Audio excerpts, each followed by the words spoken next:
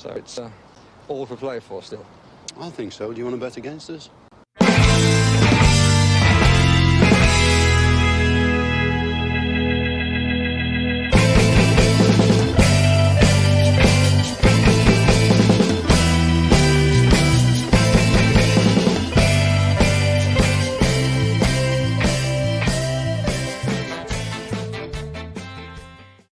Hello, everybody, and welcome to For the Love of Paul McGrath podcast. And once again, I'm back with another bit of transfer news. They've come thick and fast over the last few days. And this time we have been linked with Burnley's James Tarkowski, 29-year-old defender, obviously was almost in contention for England for the Euros, for the most recent Euros, but didn't quite make the cut. He's out of contract in the summer.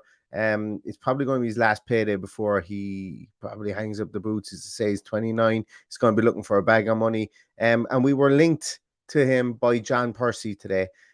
So I thought it actually it tallied in nicely, I suppose, really, with because I had done a podcast already on James Tarkowski, ready to release in June when I was doing my 30 days of podcasts, or trying to at least do my 30 days of podcasts. Whether I get them done or not is another thing. But I said I'd re-record it and I'd release it out today, or what is tomorrow. Yeah, you guys, when you guys will see this, it'll be today. So anyway, James Tarkowski, I don't know, I'm a small bit torn on this one.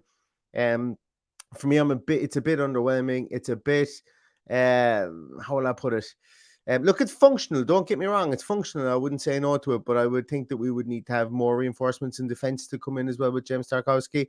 He's not a bad defender. It's just what he does doesn't excite me, if that makes sense. And I hear you ask, what does he do? Well, let's just take a little look at some slides that I've prepared. So as always, I've got some slides here on James Tarkowski, based on some statistics and some numbers.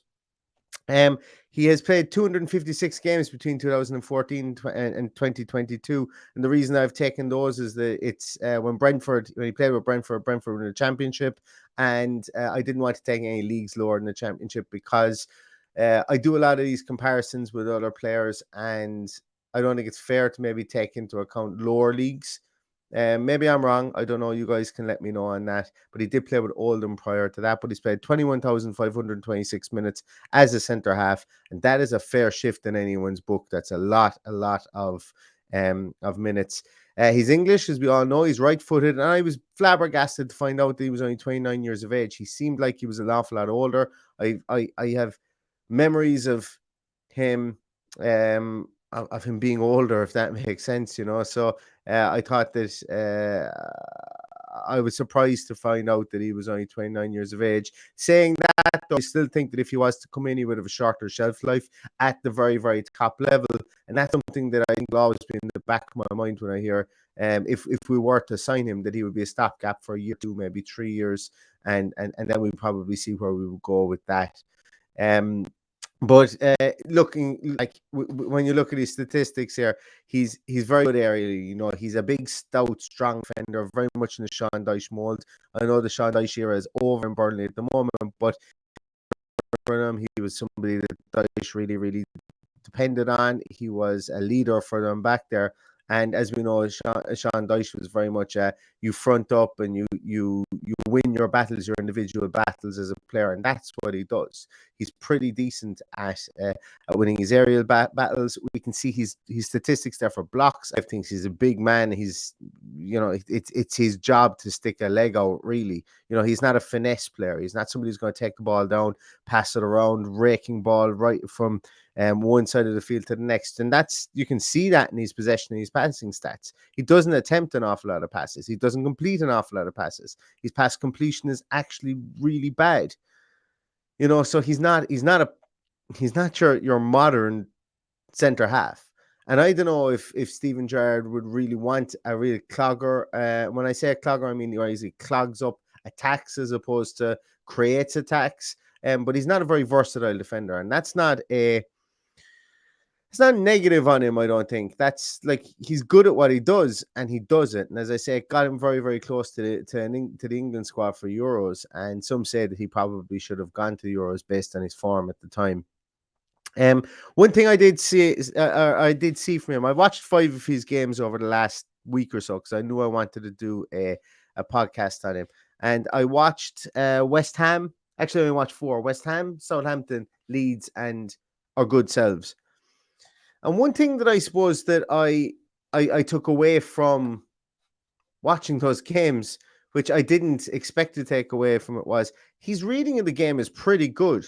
He's one of those old style centre halves and one of those old style players whereby the first yard or the first 2 yards is really in his head. It's a real kind of it's a dying art, I think, at the moment, but he's had to rely on it because he's not a slouch, but he's definitely not the paciest centre half that you've ever seen. And but his reading in the game I thought was very, very good. He's very talkative on the field is another thing. So that's something that I think that Aston Villa can do with, because at the moment when we play Mings and Chambers together, the two of them are very, very backy at the back, and they start to talk to each other and they talk to everyone else. I think they maybe galvanized each other together, which is really, really good. I was really surprised as well when I actually looked at him and took interest in what he was actually doing, how measured he was in his tackle. In his tackling, and that can be you can probably see it's borne out here by the numbers here. I didn't expect him to not dive into tackles as much.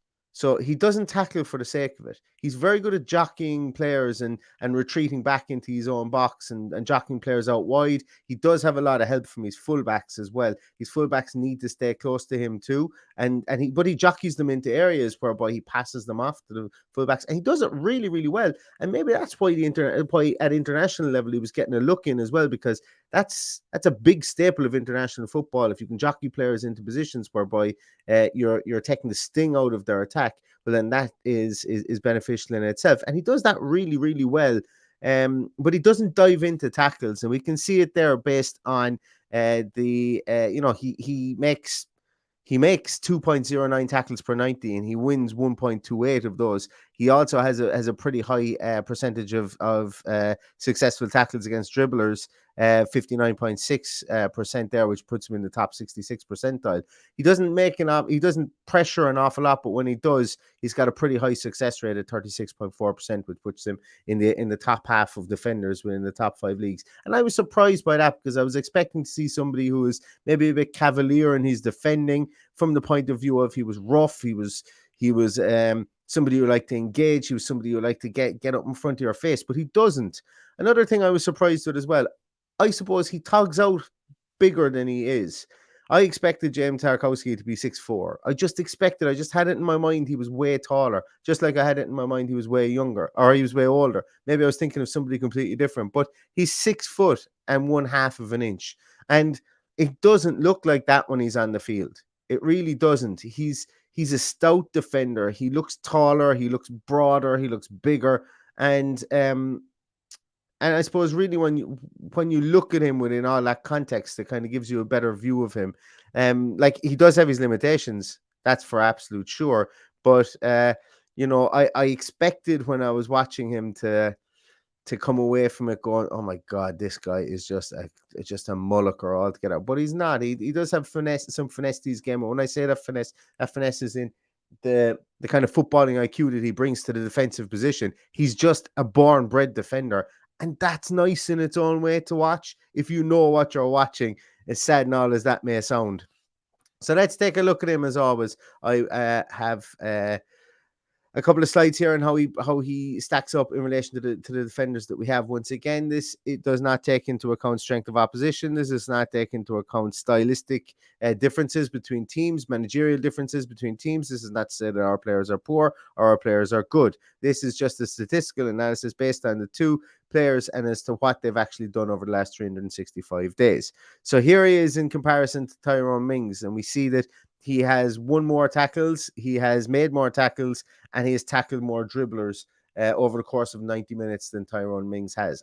Goes to say that we've defended less than Burnley have over the last 365 days, so that's easily explainable there. He has been dribbled past at a higher rate, at almost 3 times the rate of Tyrone Mings, which is one of Mings' strengths. As I say, jockeying players into positions where they're uncomfortable. Mings is brilliant at that. It's one of his strengths. He's a big guy. He's a big gangly guy as well. At times, Tyrone Mings can be. He's able to get people into the positions that maybe they don't want to be in. But Mings, as we can see here, isn't very good at pressuring. He doesn't pressure an awful lot. Therefore, his success rate is down as well. But we can see from Tarkowski that he pressures just a slight bit more at 7.79 pressures per 90 minutes, as opposed to Mings 6.12. But Tarkowski pressures at a plus 5% pressure rate higher than Tyrone Mings. So he's a bit more, he does it more, and he's more successful at jockeying people into those positions, albeit he gets dribbled past from time to time. We see there as well aerial duels. Tarkowski, for a man who is smaller than Tyrone Mings, does have a better aerial duel success rate. Not by much. It's more or less an even Steven battle on that one, but still it is it's one in the Tarkowski column. And when we look at passing, neither of the two of them have passing to really write home about, but Tarkowski's is dire, to be honest with you. Albeit that he does pass more times under pressure. But Tarkowski is not a passer. He's not a ball playing centre half. And I think at this time in his life, at 29 years of age, I don't think we should really be expecting him to come in here and learn how to do that. He's a booted away. He doesn't do it an awful lot. He's a stopper and he's a defender, and that's what we will be signing should he sign for Aston Villa Football Club. Here he is in comparison with Ezri Konsa, much the same as with Tyrone Mings. Two different stylistic defenders. Obviously, Burnley have played more games. We can see it here as well that Tarkowski has had more tackles. He's won more tackles. He's had a higher percentage of dribblers tackled per 90 minutes. He's had more pressures than Konsa. He's had a better pressure success rate than Konsa. He's had more blocks than Konsa. He's won more aerial duels than Konsa. Also, his passing is way worse than Ezri Konsa's, and Ezri Konsa's passing is not anything really to write home about. One of the worst statistics that James Tarkowski has is he's a 72.1% pass completion rate, which is diabolical when you think about it. 72.1, essentially more than 1 in every 4 passes goes astray, which I don't know. That's like, you'd nearly not pass if that was the stage. You should be able to pass the ball a small bit better as a centre half. So that's something that really jumps off the page for me. And as I say, if he was coming in, I think it would be maybe come in to rival Ezri Konsa, or maybe take his position while Ezri Konsa is rehabilitating that knee injury that he does have at the moment. Albeit that he's a different stylistic type of defender to Ezri Konsa. That has to be borne in mind as well.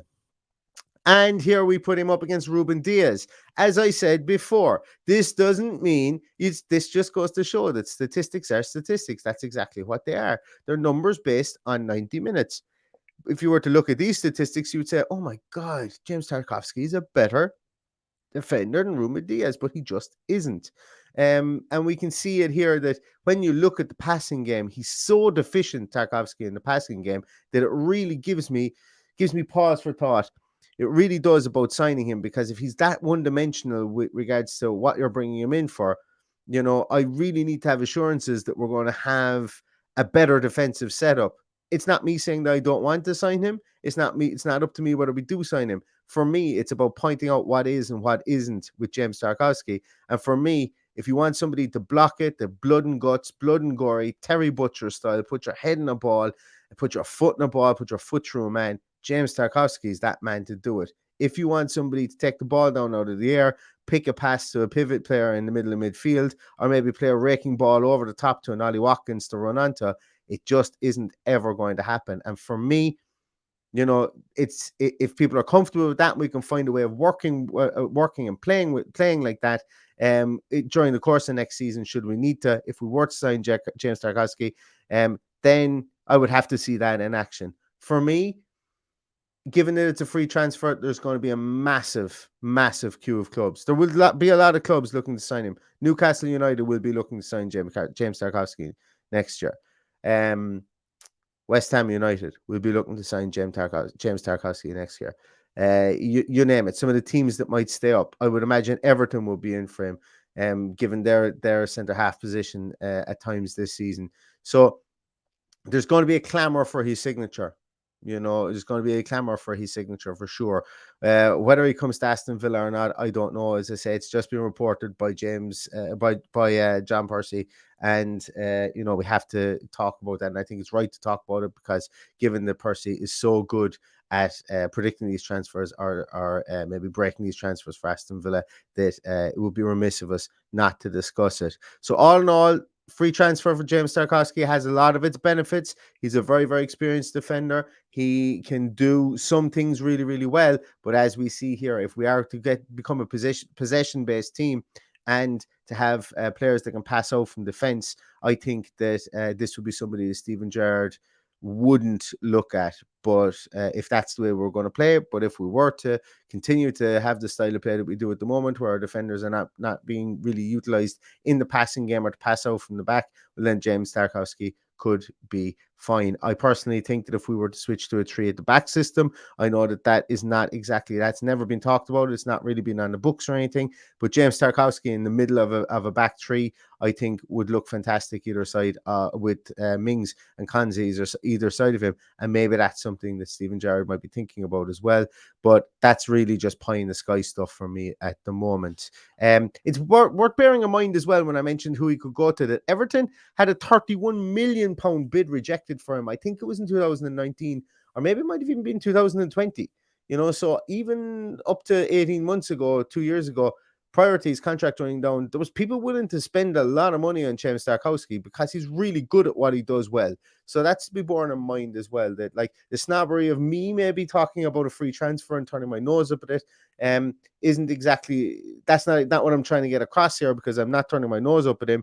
You know, people do think that he is quite good. Another thing actually with regards to him that bounced off the page to me was, when he defends, he's got a really, really good positioning, specifically when the ball is wide. And I would think no less of him for this, because I think this is something that Sean Dyche probably made his career on, his managerial career. But Tarkowski, he generally kind of held a position in around the front post when he was when people were attacking. And he never, ever let a man get in front of him for a near post run or to get in around him. And it's something that like, he doesn't have those laps in concentration when teams are go wide. And I think that's a skill in itself, as I say, you know, to be that confident in your ability to be able to do that and have that kind of defending IQ to be able to do that as well. Because he does, like, he dominates that area when he's in there. For a man who's only 6 foot, well, I say only 6 foot, he's taller than me, but 6 foot and half an inch, you know, he tugs out a lot taller and a lot broader and a lot bigger. He's a more imposing character on the field than you would think. So it's just something that it's something that you tend to see, that he really utilizes marker points, or it looks like he does. He utilizes marker points, and he's been taught really well, and he's been really coached to defend, I think is what I'm trying to get at here. And that's interesting in itself. And that, as I say, that could be beneficial, or that could be something that Aston Villa could be looking for, is somebody who doesn't really need an awful lot of polish at the centre half position, and they can come in and can organize and can continue to organize and can keep the back four organized as well. So that's something that I would maybe overlook too, because James Tarkowski looks like somebody who can do that and who does that really, really well. So once again, another transfer rumor for Aston Villa Football Club. It's all to be seen as to whether he will sign or whether he won't sign, or whether we're in for him, or whether this is transfer talk, or whatever the case is. As I say, I expect a queue at his door. I expect his agent's phone to be ringing off the hook. I expect people to be looking for him. And whether he signs for Aston Villa Football Club or not is something for another podcast. But thank you so much to everybody for watching, for listening. If you could like this, and please subscribe to our podcast, I would really, really appreciate it. But until next time, everybody stay safe, and all that's left to say is up the Villa.